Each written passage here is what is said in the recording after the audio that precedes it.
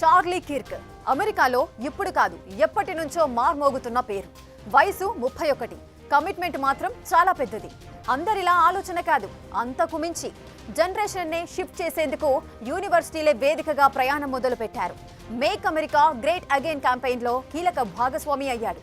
చెప్పాలంటే 31 ఏళ్లకే చరిత్ర సృష్టించాడు. అధ్యక్షుడు ట్రంప్ కూడా ఆయనకు అభిమానిగా ఉన్నాడంటే కిర్క్ చేసిన మ్యాజిక్ అంతా ఇంతా కాదు. చార్లీ కిర్క్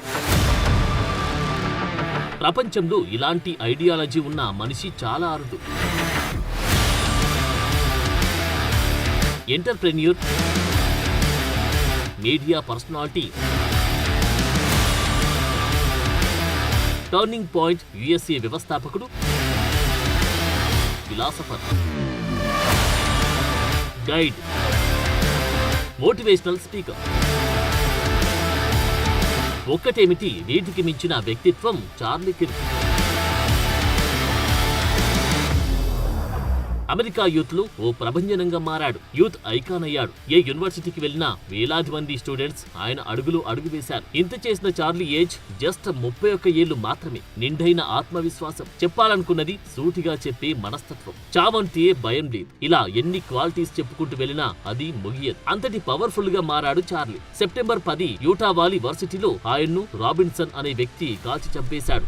ఈయన బతికి ఉంటే అతి చిన్న వయసులో అమెరికా అధ్యక్షుడు కూడా అయ్యుండేవాడేమో, అంతటి పవర్ఫుల్.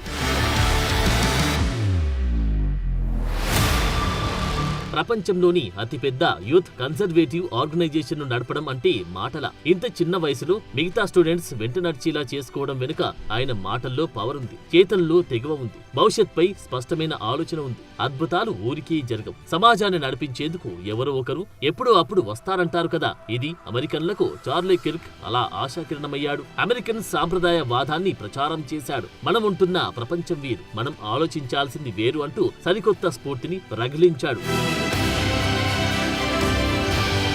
ఏదో ఒక రోజు తనను చావు వెతుక్కుంటూ వస్తుందని కిర్క్ మొదటే ఊహించాడు. అనుకున్నదే జరిగింది. ఘోరం జరిగిపోయింది. చార్లీ కిర్క్ ఎప్పుడు అమెరికన్ల మధ్య లేడు. కాల్పుల్లో చనిపోయాక అతడి పేరు మరింత మార్మోగుతుంది. అమెరికన్లనే కాదు, ఇతర దేశాల్లోనూ ఎవరి చార్లీ కిర్క్ అన్న సర్చింగ్లు పెరిగాయి. అతడి ఐడియాలజీని చూసి వారివా అనుకుంటున్నారు. అమెరికన్లకి ఫస్ట్ ప్రయారిటీ అన్నది కిర్క్ వాదన. అందులోనూ సాంప్రదాయవాదం, అమితమైన దేశభక్తి కిర్క్ ను ముందు నడిపాయి. ఆయన వెనుక లక్షల మంది ఫాలో అయ్యేలా చేసింది.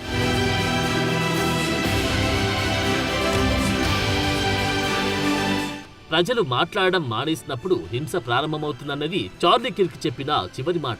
అవును, ఇప్పుడు అతడి విషయంలోని ఈ మాట నిజమైంది. ఒక యూనివర్సిటీలో స్వేచ్ఛా ప్రపంచం, అమెరికా గ్రేట్ అన్న విషయాలపై మాట్లాడుతుంటే కాల్ చేస్తారా, ఎవరికైనా వ్యతిరేకంగా మాట్లాడితే చంపేస్తారా? కిర్క్ వ్యతిరేకులకు ఫేస్ టు ఫేస్ డిబేట్ కు వెళ్లే ధైర్యం లేదు. అందుకే దొంగచాటుగా కాల్చి చంపేశారు. Free markets, free speech, traditional American ఐడియాలే ఆయన అస్త్రాలు. డొనాల్డ్ ట్రంప్ కీలకంగా భావించిన make America great again campaign ను ముందుండి నడిపించింది చార్లీ కిర్కే. నిజానికి అధ్యక్ష ఎన్నికల్లో ట్రంప్ విజయంలో కీలక పాత్ర కిర్క్దే ఎక్కువగా ఉంది. అంతా తెరవెనుకే ఉన్నాడు. ఏ పదవి కోరుకోలేదు, తాను లీడర్ అని చెప్పుకోలేదు. Just simple living. కాకపోతే ఎక్కువ మందిని ప్రభావితం చేసే ఆయుధం అతడి దగ్గరే ఉంది. స్వయంగా ట్రంప్ కూడా కిర్క్ గురించి మాట్లాడడం, ఆయన్ను పొగడడం, చనిపోయాక తీవ్ర విచారం వ్యక్తం చేయడం, అమెరికా జాతీయ జెండాను అవనతం చేయాలని ఆదేశాలివ్వడం, ఇవన్నీ ఏమనుకున్నారు? చార్లీ కిర్క్ వేసిన చెరగని ముద్ర ఇది.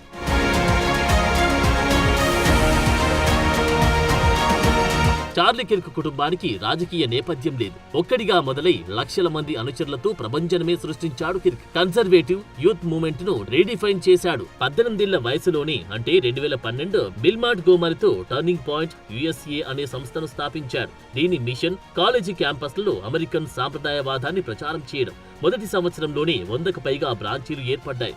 2016 ట్రంప్ క్యాంపెయిన్ లో యూత్ మొబిలైజేషన్ లో కీ రోల్ పోషించాడు. ప్రస్తుతం టీపీయూఎస్ఏకు 2500+ కాలేజీలు, స్కూల్ క్యాంపస్లలో అనుబంధ విభాగాలున్నాయి. ఇది ప్రపంచంలోని అతిపెద్ద యూత్ కన్సర్వేటివ్ నెట్వర్క్ గా మారింది. ఇందులో చార్లీ కిర్క్ మ్యాజిక్ చాలా ఉంది. అదే ఆయన్ను ఉన్నత స్థానంలో నిలిపింది. చార్లీ కిర్క్ ఏ లక్ష్యం కోసం పనిచేశాడో అదిప్పుడు సరిగ్గా మధ్యలో ఉంది. అతడు తుపాకీ కాల్పులకు బలవకపోయి ఉంటే అమెరికా పరిస్థితి మరోలా ఉండేదంటారు. ట్రంప్ రెండో టర్మ్లో కిర్క్ ఇమేజ్ వైట్ హౌస్లో విపరీతంగా పెరిగిపోయింది.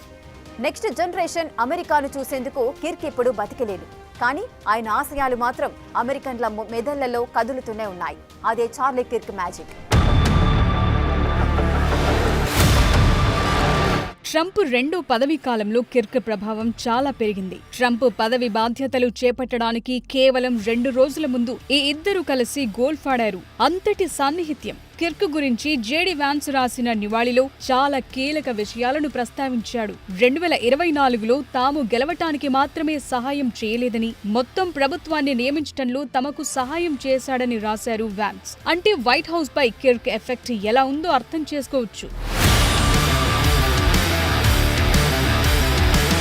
కిర్క్ స్వలింగ వివాహాలు, గర్భస్రావాలకు వ్యతిరేకంగా మాట్లాడారు. క్రైస్తవ జాతీయవాదం కోసం వాదించాడు. అమెరికన్ల దారి ఇది కాదు అని మైండ్ సెట్ మార్చే ప్రయత్నంలో మధ్య వరకు చేరుకున్నాడు. కానీ దురదృష్టవశాత్తు ఆ ప్రయాణం శాశ్వతంగా ఆగిపోయింది. ఇప్పుడు కిర్క్ ఆశయాలను అదే ఫోర్స్ తో ముందుకు తీసుకెళ్లేవారెవరు? 1993లో చికాగో శివారులో జన్మించిన కిర్క్ చిన్నతనం నుంచే యాక్టివ్. 18 ఏళ్ల వయసులోనే పత్రికలకు వ్యాసాలు రాశాడు. పాఠశాలల్లో జరుగుతోన్న వ్యవహారాలపై తన మనసులో ఉన్న విషయాలను పంచుకున్నాడు. కిర్క్ తండ్రి ఆర్కిటెక్ట్, తల్లి ఫినాన్షియల్ ట్రేడర్. కిర్క్ హైస్కూల్లో ఉన్నప్పుడు రొనాల్డ్ రీగన్ ఇన్ఫ్లుయెన్స్ తో కన్జర్వేటివ్ అయ్యాడు. స్టూడెంట్స్ గవర్నమెంట్ లో యాక్టివ్ అయ్యాడు. కాలేజ్ డిగ్రీలు waste of time and money అన్నాడు. అలాని ఊరుకోకుండా తన సక్సెస్ స్టోరీని బిల్డ్ చేశాడు. యూత్ ఐకాన్ గా మారాడు. తాను స్థాపించిన టర్నింగ్ పాయింట్ యుఎస్ఏ గేమ్ మార్చేశాడు. వెల్లువల విరాళాలు వచ్చి పడుతున్నాయి. మీ వెంట మేమున్నామంటున్నాడు.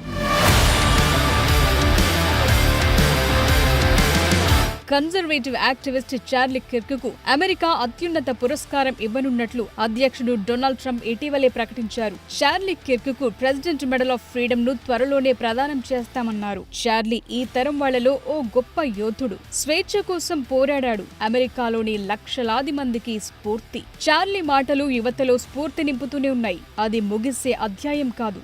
మెరుపు వేగంతో మరింత ముందుకెళ్లేలా స్ఫూర్తి కలిగించాడు. ఆలోచన రగిలించాడు.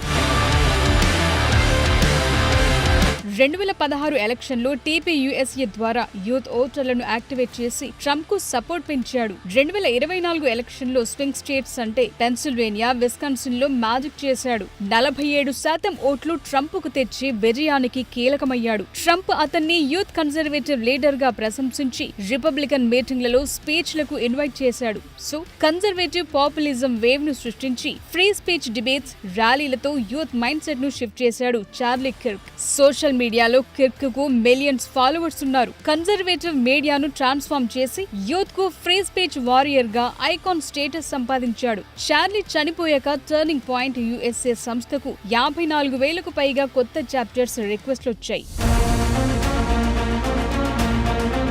ఏఐ సోషల్ మీడియా యుగంలో యూత్ పాలిటిక్స్ ను రెవల్యూషనైజ్ చేశాడు కిర్క్. ఆర్థికవేత్త మిల్టన్ ఫ్రైడ్మాన్ రచనలను ఫాలో అయ్యాడు. స్వేచ్ఛ మార్కెట్ ఎకానమీని నరాన నింపుకున్నాడు. ఫాక్స్ న్యూస్ ఇంటర్వ్యూ ఆయన్ను స్టార్ట్ చేసింది.